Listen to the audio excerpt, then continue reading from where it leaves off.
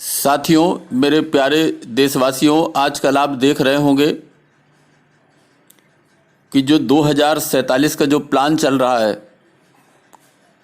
खुफिया एजेंसियों की रिपोर्ट आपने पढ़ी होगी, मैगजीन पढ़ी होगी, टीवी देखते होंगे। ये भारत का इस्लामीकरण करने का जो दूरगामी योजना है, आजकल उसका एक हिस्सा काफ़ी चलन में है। आप इन पाकिस्तान के हमदर्द जो हैं, इन विरोधियों के जाल में न फंसें। ये भारत के लिए और आपके लिए, हम सब के लिए हितकारी होगा। चारों तरफ एक हंगामा खड़ा किया जा रहा है कि साथियों, मोदी ने दूध, दही, इन सब पर 5% जीएसटी लगा दी है। लोग इस तरह के विज्ञापन कर रहे हैं कि मोदी अब खाना भी नहीं खाने देगा। लेकिन साथियों, आप जरा बाहर निकलकर आसपास पड़ोस की दुकानों पर, जो दुकानें हैं आपके आसपास, हलवाई हैं, जो छोटे दुकानदार हैं, उनसे जाकर के आप इस विषय में बात करें। साथियों, ये बड़े बड़े मॉल खुलने का, जो बिग बाज़ार का जो मॉल का कल्चर है, इसकी वजह से जो हमारे आसपास छोटे दुकानदार हैं, जो हलवाई हैं, दूध दही का कारोबार करते हैं, इस प्रकार से ये दुकानदार काफ़ी परेशान हैं। काफ़ी लंबे अरसे से अपने व्यापार को किसी तरीके से टिकाए रखने की लगातार कोशिश कर रहे हैं। साथियों, माल पर बिकता हुआ सामान, इस ब्रांडेड सामान को कोई भी सरकार रोक तो नहीं सकती,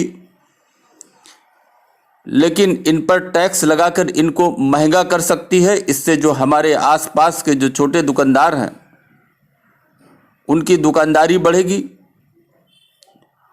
और वो किसी तरीके से टिक सकेंगे। भाजपा सरकार के इस फैसले से मोहल्ले के ये छोटे दुकानदार, चक्की वाले, हलवाई आदि सब बहुत खुश हैं।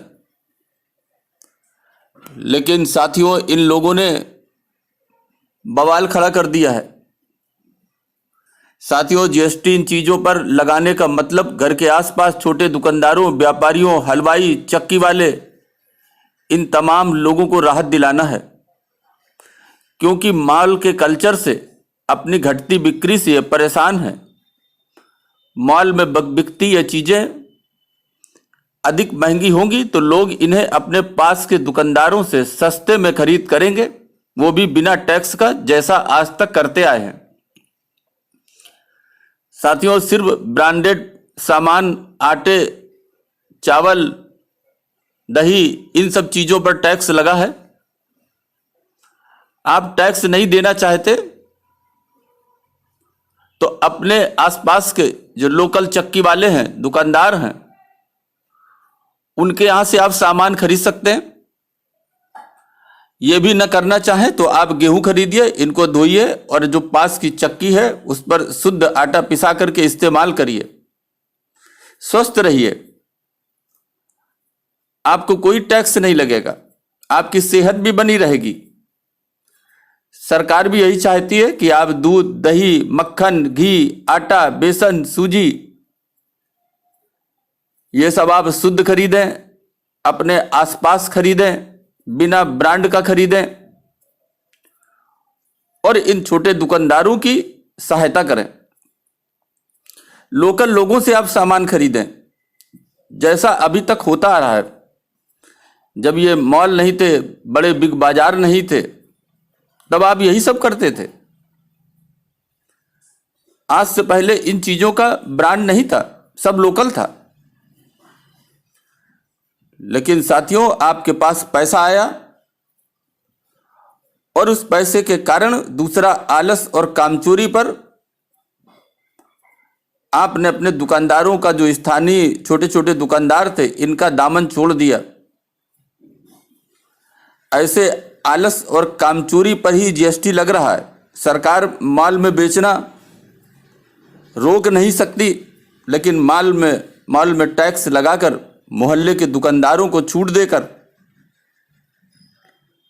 इन्हें बचा सकती है।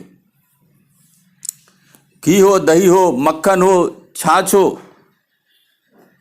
ये सब आप घर पर बना सकते हैं या अपने पास के दुकानदारों से ले सकते हैं। आटा है, बेसन है, इनको चक्की में पिसवा भी सकते हैं या चक्की से आप आटा भी खरीद सकते हैं। साथियों, ये कुछ और नहीं बल्कि जो 2047 का प्लान है, मोदी हटाओ अभियान का ये नया सिगुपा है। सलमा हो, पप्पू हो, जैकलीन हो या हो सुढ़ैल, ये सब ब्रांडेड दही और ब्रांडेड चावल के लिए जिद कर रहे हैं, लोगों को भड़का रहे हैं और बड़े बड़े मॉल में बिकने वाले इन आइटमों की गरीबों पर मार बता रहे हैं। साथियों, सब अपने अपने तिकड़म लगा रहे हैं ताकि सत्ता से भाजपा को हटाया जा सके और सत्ता इनके हाथ में आ जाए। लेकिन साथियों, भारत एक लोकतंत्र है। 2024 में यह इस देश का जो बहुसंख्यक हिंदू समाज है, यह तय करेगा कि किसे सत्ता पर बैठाना समझदारी होगी। इसलिए आप लोग विरोधियों के इस विज्ञापनबाजी और जाल से बचें और सच जानने की कोशिश करें। अभी के लिए बस इतना ही। धन्यवाद।